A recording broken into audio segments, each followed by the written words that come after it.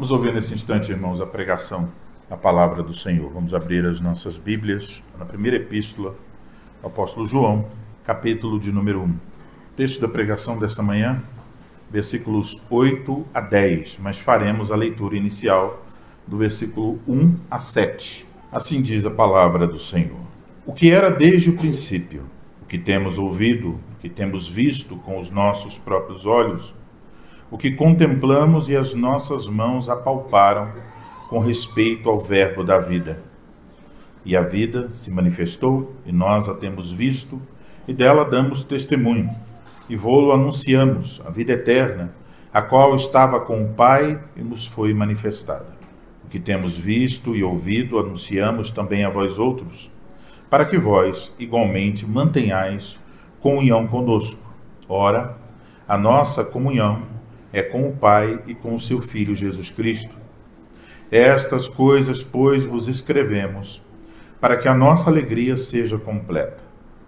Ora, a mensagem que da parte dele temos ouvido e vos anunciamos é esta, que Deus é luz, e não há nele treva nenhuma. Se dissermos que mantemos comunhão com ele e andarmos nas trevas, mentimos e não praticamos a verdade. Se, porém, andarmos na luz, como ele está na luz, mantemos comunhão uns com os outros, e o sangue de Jesus, seu Filho, nos purifica de todo pecado. Agora o texto da pregação.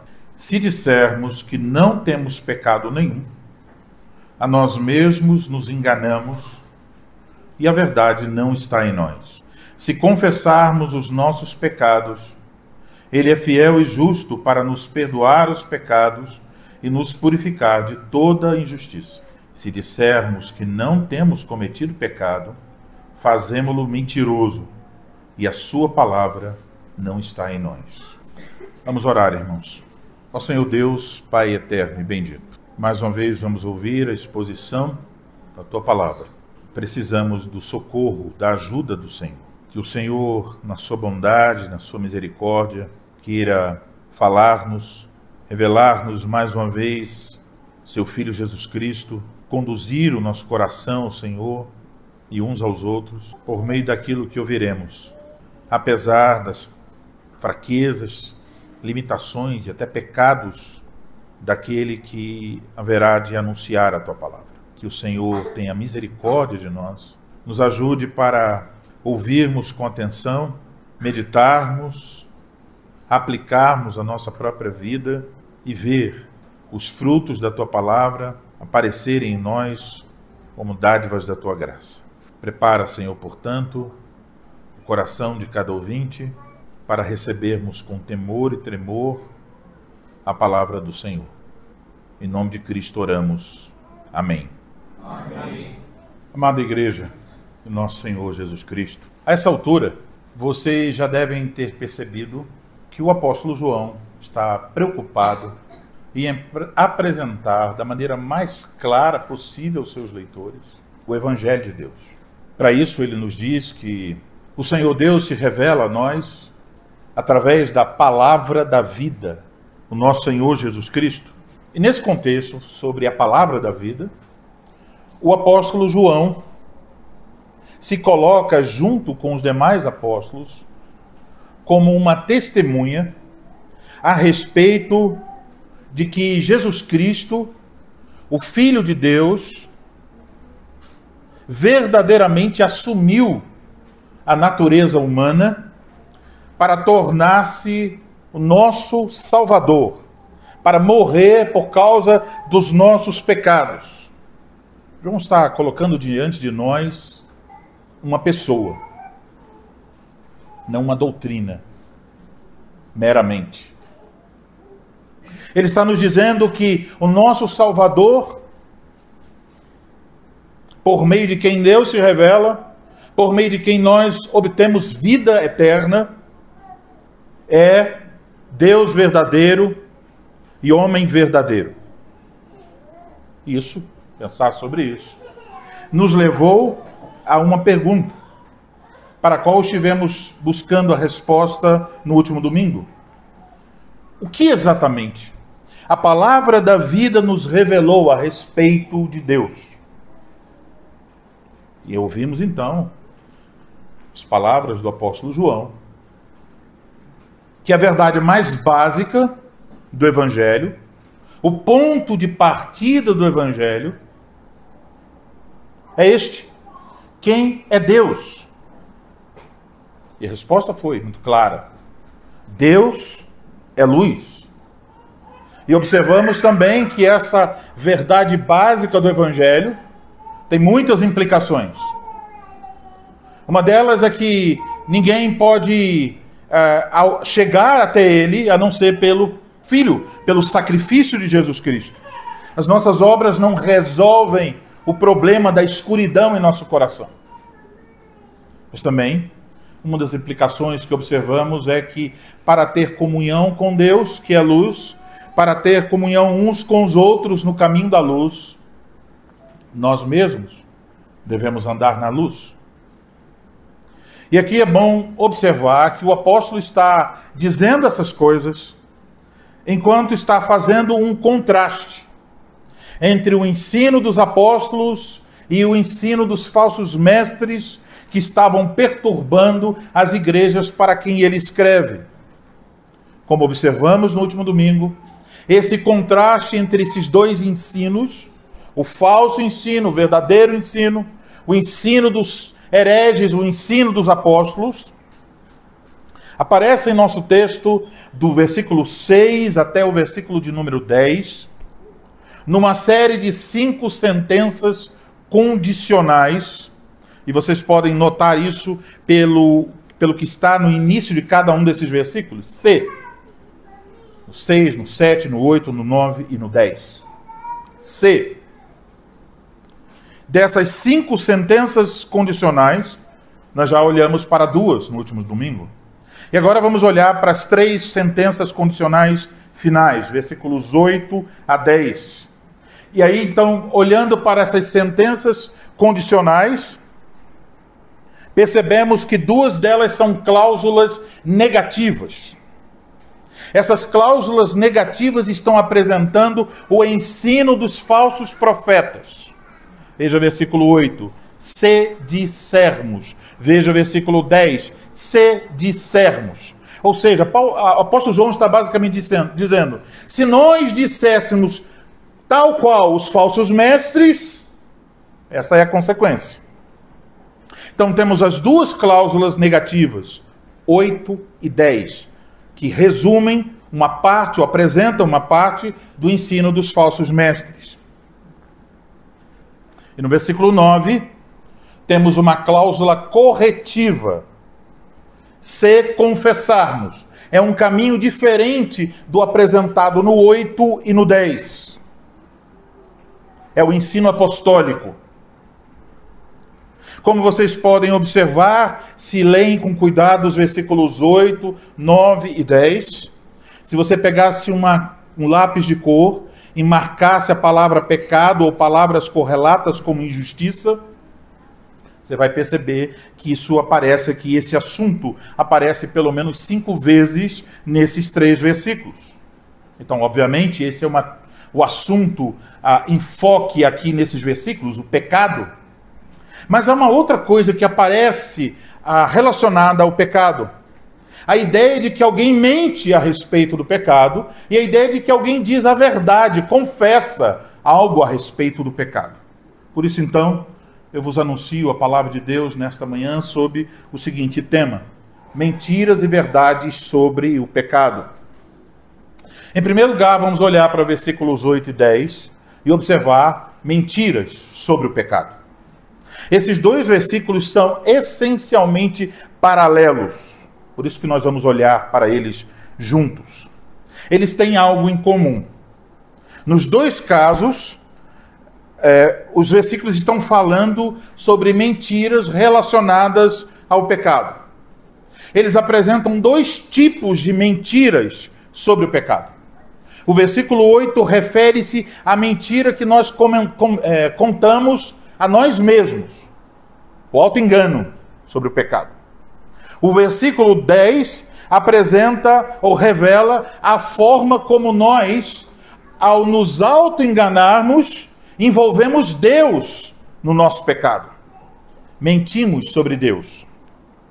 Vamos olhar primeiro lugar para o versículo 8.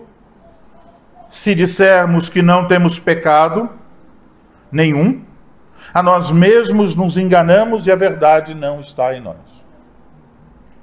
Temos aqui a cláusula negativa. Mais um aspecto da falsa doutrina ensinada pelos hereges que assediavam as igrejas para quem João escreve. Essa falsa doutrina está dizendo: não temos pecado nenhum. O que isso significa? Não significa que eles estivessem negando a natureza humana decaída após a queda. Não é que eles estavam dizendo, olha, os seres humanos depois da queda não tinham, não tiveram uma natureza pecaminosa. Não é uma negação ligada à condição do homem sem Cristo ou à sua condição antes da conversão. Não é a negação de um princípio. O que é? É, na verdade, uma negação ligada à santificação.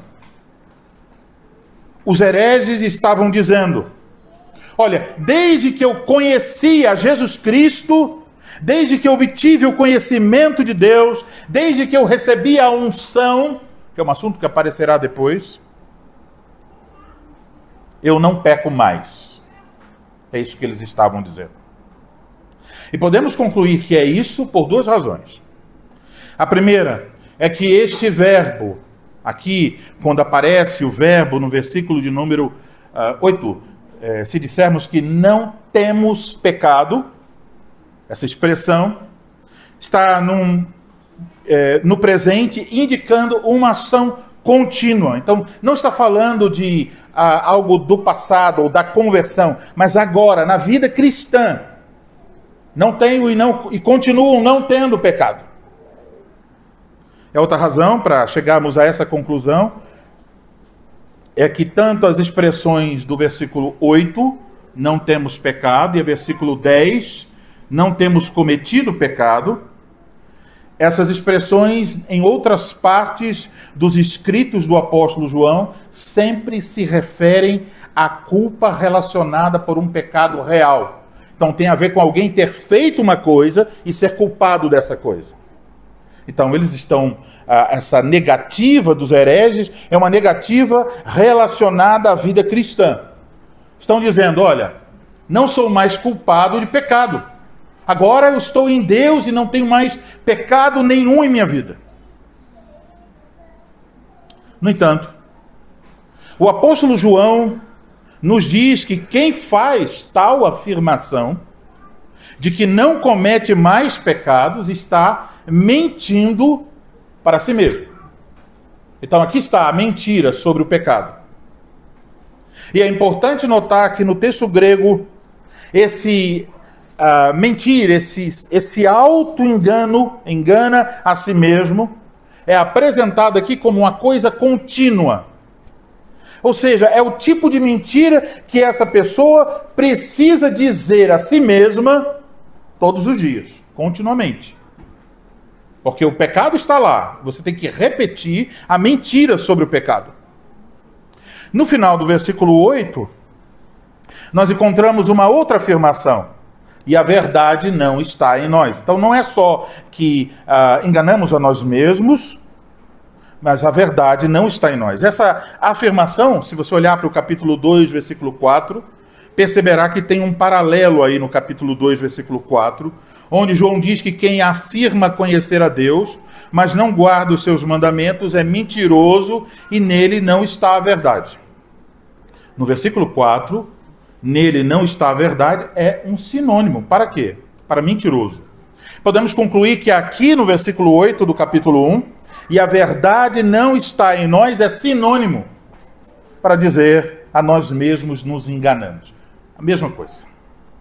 Agora, é importante também observar que quando João diz, se dissermos que não temos pecado nenhum, a nós mesmos nos enganamos e a verdade não está em nós. ele usa o plural, se dissermos. Ele inclui a si e aos seus leitores. Em outras palavras, nós estamos diante de uma afirmação que ele está colocando aqui, no versículo 8, que é válida independentemente da doutrina ensinada pelos hereges. Ou seja, não precisa ter uma doutrina por trás. Basta que alguém negue seus pecados de qualquer forma, motivado por qualquer coisa. Essa pessoa, segundo João, está enganando a si mesmo, está mentindo para si mesmo. Assim, percebemos que por razões diferentes, as pessoas da nossa época, inclusive aquelas que se dizem cristãs, se encontram muitas vezes nesse mesmo tipo de auto-engano. Isso se evidencia de diversas formas. Uma delas, quando nós minimizamos os nossos pecados, usando palavras mais suaves para eles. Chamamos de erro, de falha, de deslize, as mesmas coisas que quando outra pessoa faz, nós chamamos de pecado. Ou, quando nós reinterpretamos a nossa maldade através de lentes psicológicas e sociais. Um exemplo, quando alguém está defendendo o aborto por conta de dificuldades econômicas e emocionais da mãe. Parece uma questão de saúde e não de assassinato. Estamos reinterpretando essa colocação. E uma vez que a maior parte das igrejas evangélicas não conhece a lei de Deus e a sua abrangência, facilmente seus membros são levados a não reconhecer seus pecados, a não ser que eles sejam escandalosos. O adultério é considerado uma coisa escandalosa. A homossexualidade é considerada uma coisa escandalosa. Mas a calúnia não. A mentira não. A indisposição para servir não. Entendam? Quando por alguma razão em nosso íntimo nós não reconhecemos os nossos próprios pecados, estamos em um processo de auto-engano. Estamos repetindo para nós mesmos. Você? Não. Você não comete esse pecado. Você não está pecando aqui. Isso não é um pecado. Auto-engano contínuo. Veja, Deus conhece os nossos pecados. Deus sabe que nós estamos mentindo. Mas as outras pessoas que convivem conosco, ainda que não sejam capazes de ver todos os nossos pecados, verão alguns dos nossos pecados. E vão olhar para as nossas afirmações e dizer, é mentira. Não é bem assim. Então só existe uma pessoa que está sendo de fato enganada. Quem? Eu, você. Nós contamos a mentira e depois pulamos para o outro lado para dizer, é verdade. Eu acredito nisso. Agora, vamos olhar para a cláusula negativa do versículo 10. Se dissermos que não temos cometido pecado, fazemo-lo mentiroso, e a sua palavra não está em nós. Então, no versículo 8, ele disse que quando alguém diz estar sem pecado, isso é auto-engano. Mas agora ele acrescenta que a afirmação de dizer eu não tenho pecado, tem uma outra coisa, um agravante. Porque quando você diz isso, eu não tenho pecado, você faz parecer que Deus é mentiroso.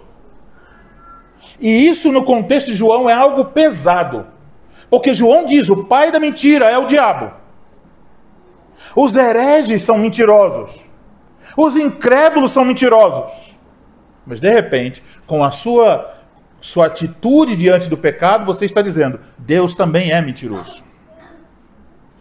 E isso deve ser entendido quando nós pensamos que por toda a Escritura, Deus revela nossos pecados. Revela que mesmo aqueles que são salvos por Ele, ainda têm de enfrentar esta triste realidade em suas vidas. Eles ainda pecam contra Deus e contra o próximo. Portanto, quando alguém nega seus próprios pecados, está dizendo: o que Deus afirma é uma mentira. Deus nos diz, por meio do seu Filho, que nós devemos orar da seguinte forma: e perdoa-nos as nossas dívidas, assim como nós temos perdoado aos nossos devedores. Isso está na oração que Jesus ensinou. E isso está ligado ao pão nosso de cada dia. Ou seja, assim como todos os dias eu devo pedir pelo pão, todos os dias eu devo pedir perdão pelos meus pecados diante de Deus.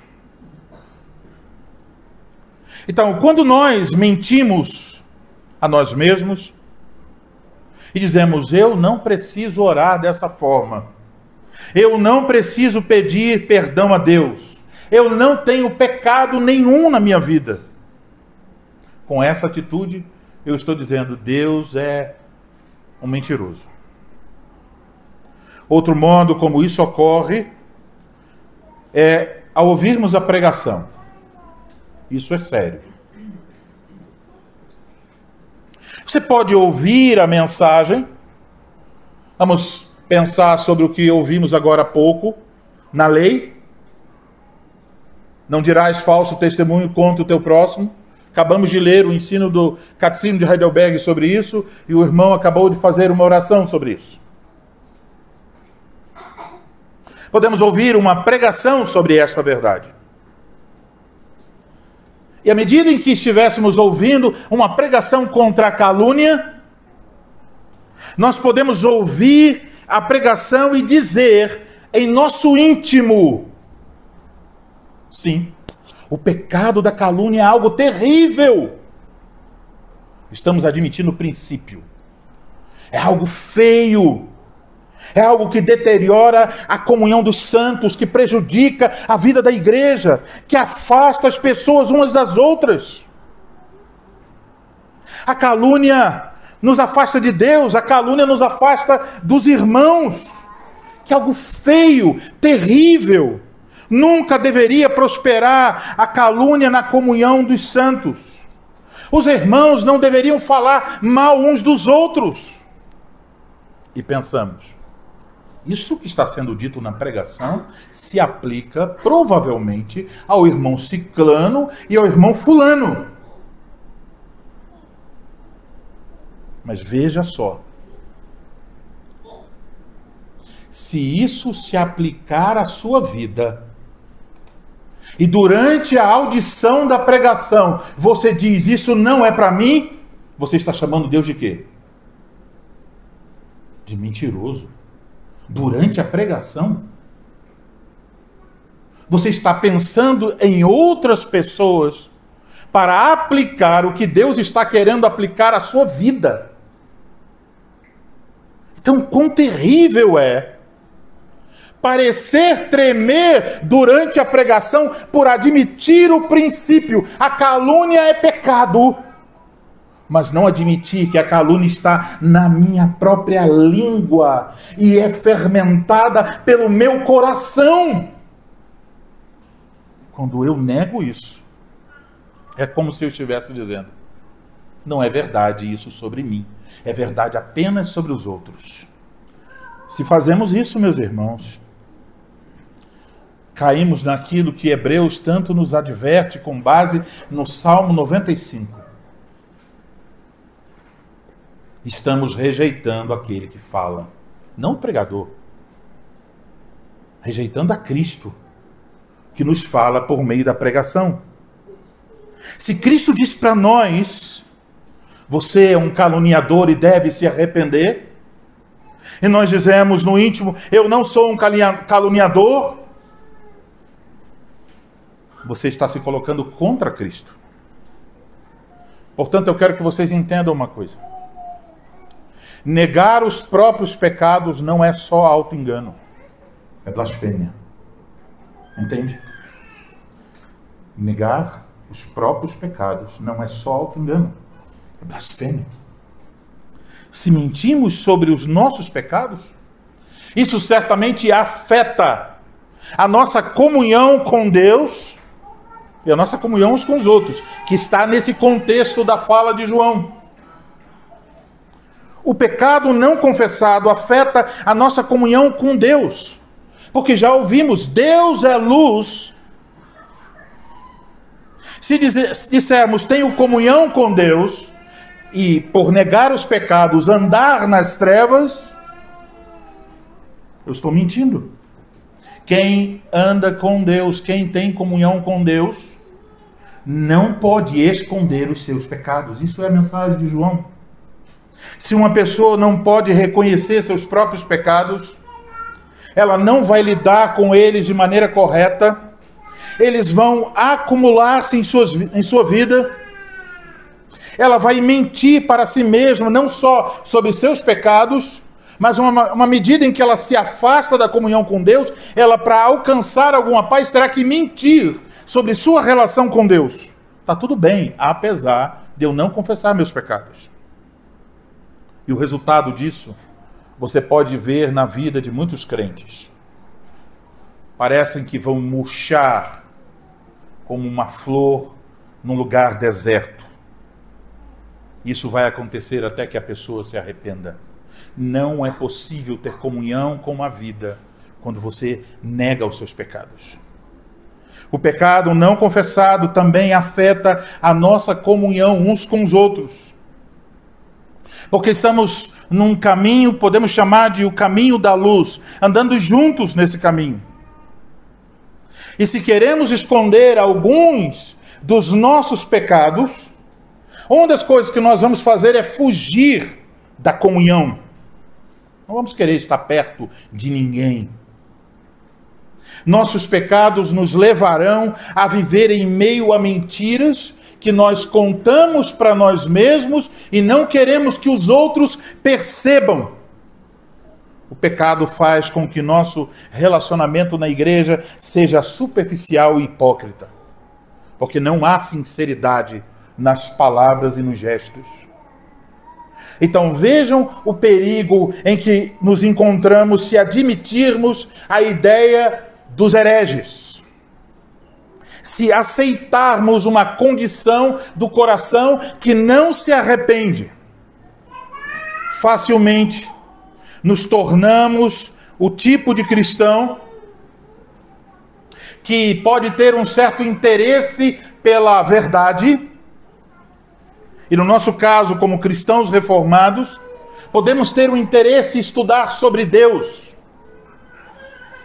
Queremos aprender sobre os decretos de Deus, sobre as perfeições do ser de Deus, sobre a soberania de Deus, sobre a graça de Deus. Mas podemos fazer tudo isso apenas para saber mais sobre Deus, não para ter comunhão com Deus.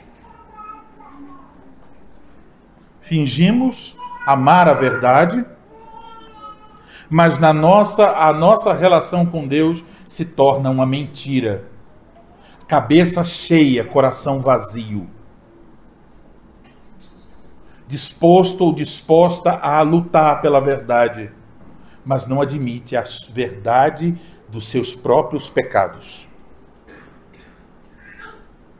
E aí então, quando isso se estabelece na nossa relação com Deus, essa relação com Deus se torna mentira e começamos a fingir tudo.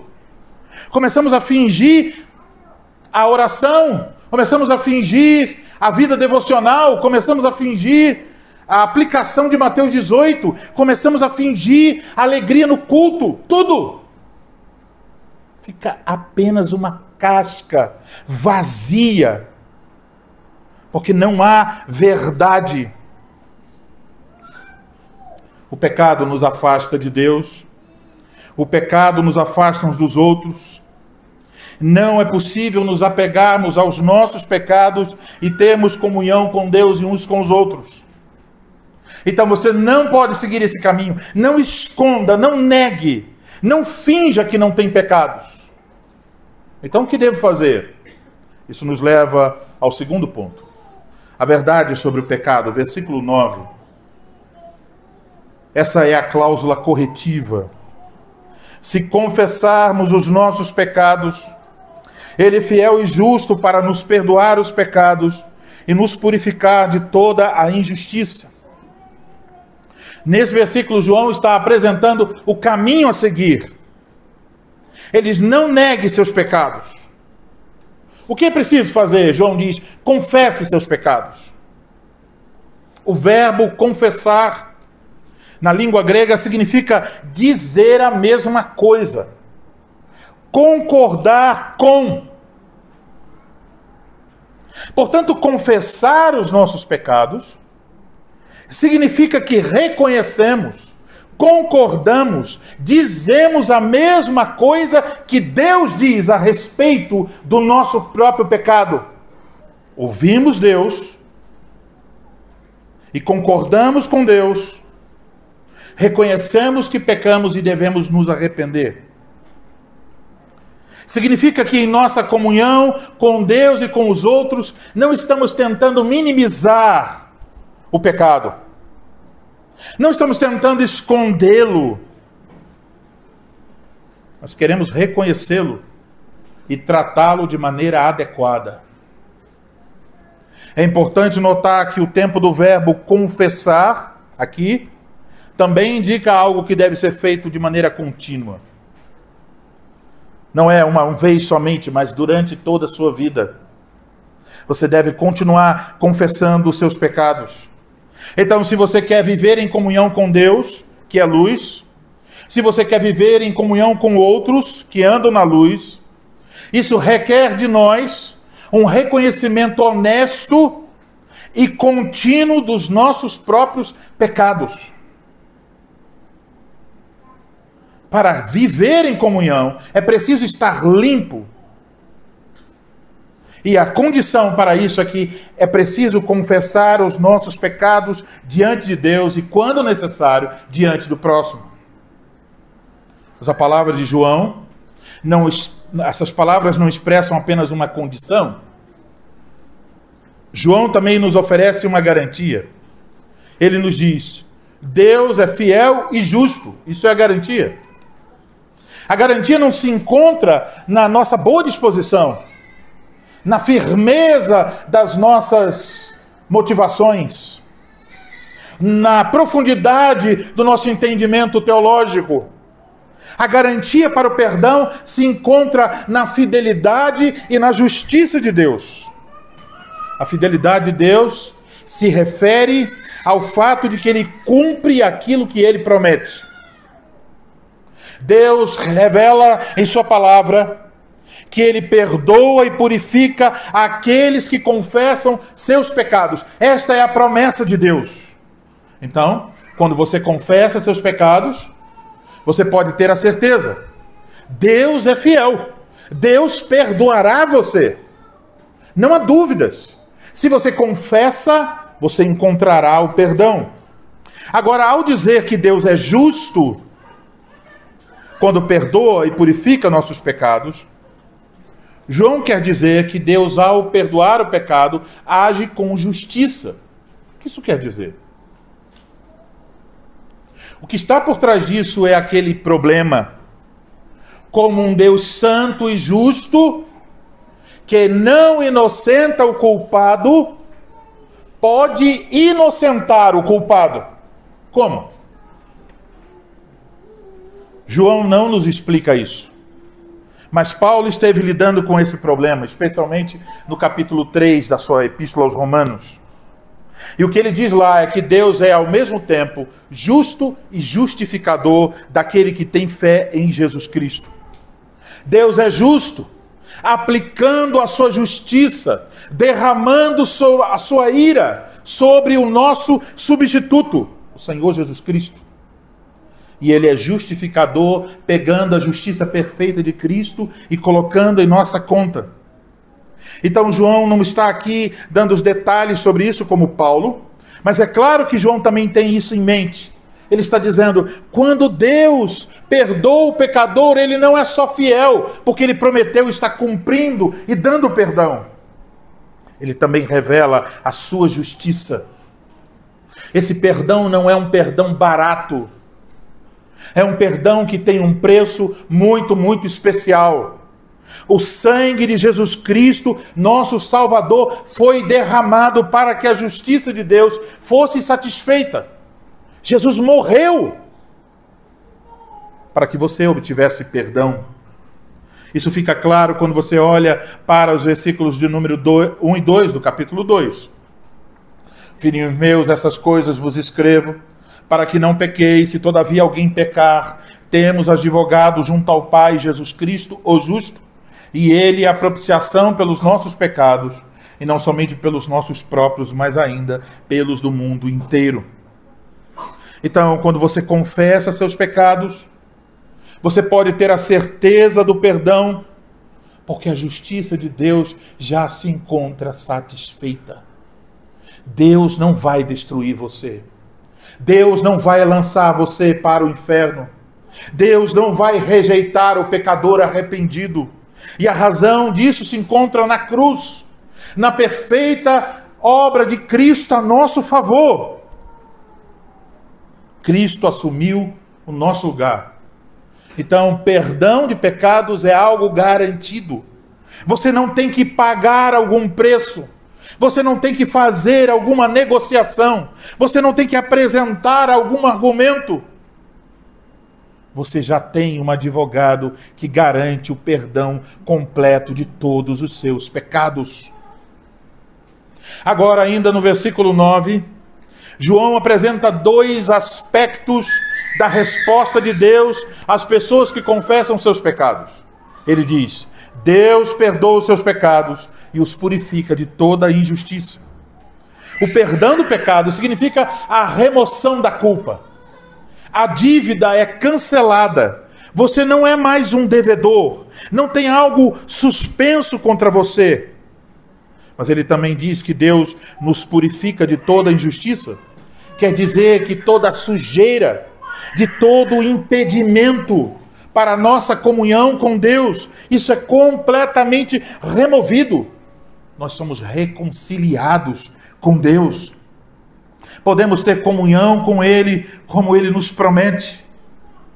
E é importante notar que os verbos aqui, perdoar e purificar, retratam o perdão e a purificação como ações completas de Deus. Ou seja, quando você vai diante de Deus e confessa um pecado específico que você cometeu, e você confessa e busca o perdão de Deus, e Deus dá a você o perdão e a purificação desse pecado, não há nenhum motivo para que você peça a respeito desse pecado específico perdão novamente. Quando você pede, Deus concede perdão completo e final a respeito desse pecado. Quando você sai de sua oração de confissão, você sai perdoado e purificado. Não precisa voltar a esses pecados. Você está completamente perdoado. Quando nós confessamos os pecados e confiamos em Cristo, Deus certamente nos purifica completamente. A culpa não retorna. Não é como nós, nas nossas relações, que dizemos assim, olha, tudo bem, está perdoado. E amanhã, quando a pessoa nos faz mal outra vez, nós dizemos, mas naquela data, naquela ocasião, você fez isso ou aquilo. Com o sangue de Cristo, o problema é resolvido. Não há mais culpa e a comunhão é restaurada. Amados irmãos, Deus oferece uma solução para aquilo que é o maior problema na comunhão, na nossa comunhão com Deus e na nossa comunhão uns com os outros. Qual é o maior problema? O maior problema não é um problema de entendimento sobre o que é comunhão. Ainda que isso, em alguma medida, é um problema. Mas o maior problema não é esse. O maior problema é que nós não temos tantas atividades como deveríamos ter. O maior problema não é que nós não moramos perto uns dos outros. Ainda que isso seria uma coisa boa. O maior problema se encontra no fato que ainda existe pecados em nossa vida. Nós ainda pecamos uns contra os outros e contra Deus. Esse é o problema. Mas aqui está o Espírito Santo nos dizendo para reconhecer isso, para admitir que isso é um problema, para admitir que as nossas relações não são perfeitas, que a nossa comunhão não é perfeita. Nós vamos pecar ainda uns contra os outros. Vocês podem estar me ouvindo agora e amanhã eu posso estar ferindo vocês com minhas palavras. A mesma boca que anuncia o Evangelho pode ferir. Somos ainda pecadores. Ainda pecamos. Pecadores salvos pela graça, mas ainda pecadores. Mas aqui está a solução. João está dizendo, você pode ter comunhão com Deus. Você pode ter comunhão profunda, sincera, real com seus irmãos. Mas você precisa confessar os seus pecados. Não é que você precisa encontrar os pecados dos seus irmãos. Você precisa encontrar os seus pecados. Você precisa encontrar a malignidade e o veneno na sua própria língua. Precisa encontrar a deterioração dos seus pensamentos, dos seus planos, das suas motivações. Andar na luz, então, não significa que nós não pecamos. Andar na luz significa que, apesar dos nossos pecados, que a luz de Deus revela e a comunhão revela, nós temos um remédio eficaz, poderoso, suficiente. O sangue de Jesus Cristo. E se você não acredita nisso, você deve desistir da ideia de igreja. Porque não existe uma igreja perfeita. Porque não existem pastores e membros perfeitos. Então, se queremos andar na luz como Ele na luz está, devemos usar o sangue de Jesus Cristo que nos purifica de todo pecado. Devemos confessar os pecados a Deus e uns aos outros. Devemos buscar sinceramente encontrar perdão e reconciliação e colocar em meio a todo esse processo a nossa confiança em Cristo. Isso deve reforçar o tipo de igreja, a ideia do tipo de igreja que nós devemos ser. Devemos ser uma igreja onde o Evangelho está no centro.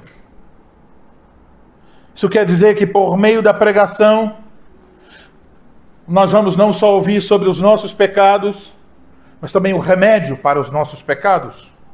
Cristo, a palavra da vida. Tudo em nossa vida deve ir para Cristo. Cristo não é apenas alguém para o começo da caminhada. O sangue dele não é só para tirar-nos da morte para a vida, mas é para nos manter vivos. Agora, deve ser então não só uma preocupação como igreja, de que a pregação apresente a mais pura verdade do Evangelho sobre quem Deus é, sobre quem nós somos e de que modo nós podemos ter comunhão com Deus. Mas também deve nos levar a ser o tipo certo de membro da igreja. Qual é o tipo certo de membro da igreja? Não é a pessoa perfeita. Não é a pessoa que tem milhões de dons. Não. O tipo certo de membro da igreja é quem reconhece seus pecados diante da luz. Alguém que vai lutar para não deixar que seus pecados ou os pecados de seus irmãos interrompam a comunhão dos santos. Então, meus irmãos, devemos nos agarrar com todo esforço ao Evangelho, à pregação do Evangelho, à verdade apostólica. Jesus Cristo é Deus, Jesus Cristo é homem, Ele é o único caminho, a verdade, a vida. Mas também devemos nos agarrar à implicação do Evangelho. Deus é luz e nós devemos andar na luz. Só há um jeito de pecadores andarem na luz: continuamente confessando seus pecados e buscando a obra de Cristo para mais uma vez receber o perdão. O Evangelho, então, deve ser o centro da nossa pregação, mas também o centro da nossa vida comunitária. O sangue de Jesus deve aparecer na pregação, mas também deve aparecer na nossa comunhão. Então precisamos olhar para os nossos pecados, deixando o auto-engano e reconhecendo o que Deus diz a respeito de mim e dos meus pecados é verdade. Deus é verdadeiro, todo homem é mentiroso, inclusive eu. Quando você chega a essa conclusão, quando você confessa de fato os seus pecados, você obtém perdão. E tendo o perdão de Deus, você tem comunhão com Deus e com seus irmãos. Eu concluo com uma pergunta. Você reconhece isso? Quando você ouve a pregação, você é capaz de ver os seus próprios pecados? Você também é capaz de analisar a sua vida e fazer a pergunta muito séria e importante: como os meus pecados estão afetando a comunhão dos santos? Essa igreja, em alguma medida hoje, tem menos comunhão porque eu não quero admitir os meus pecados? Você é capaz de reconhecer, se arrepender e recorrer a Cristo mais uma vez? Se sim, ouça o que está dizendo a Escritura. Deus está pronto a perdoar e purificar você. Amém. Amém.